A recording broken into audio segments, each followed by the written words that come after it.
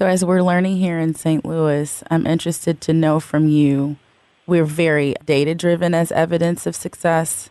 We understand that stories of people is evidence of success, being able to see changes in the way that, we respond and we think into our institutions and our structures are evidence of success. But can you share with us the way that you frame success and give us an example of what success looks like in terms of this work? Well, in our work, there's a saying that I love by a woman named Lila Watson, and it goes something pretty close to this. She says, if you have come here to help me, you're wasting your time. But if you are here because your liberation is bound up with mine, then let us work together. And Amen.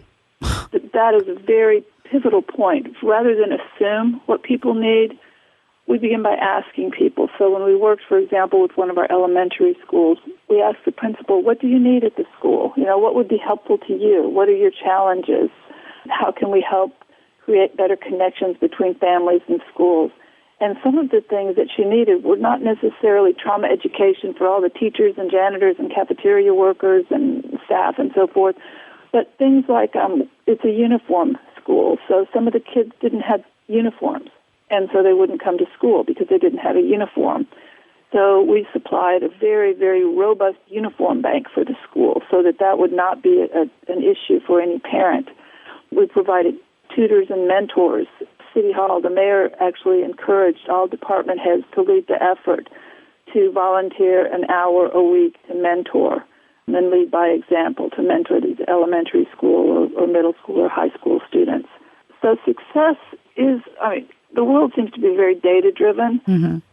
but if you're looking at something that's a very long-term initiative, that's a huge, huge effort, I think what we're going to see is better connectedness, a friendlier, more compassionate city, but also there will be hard evidence over time. There will be less domestic violence and, yes, less sexual abuse of children, and those numbers will be measurable over time.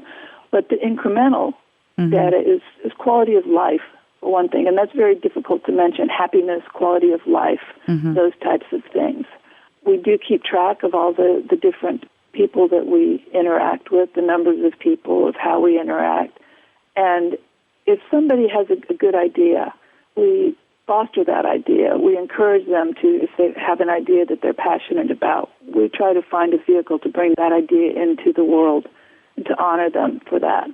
So, for example, how can you really measure that?